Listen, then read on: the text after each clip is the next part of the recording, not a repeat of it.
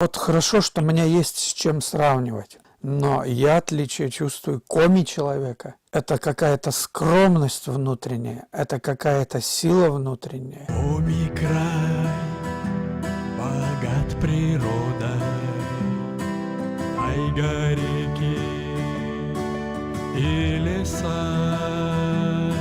Человек селенья строит, листвянка, елка да сосна. Край суровый, не поспоришь, вьюга дом не обойдет. Сиянье севера завод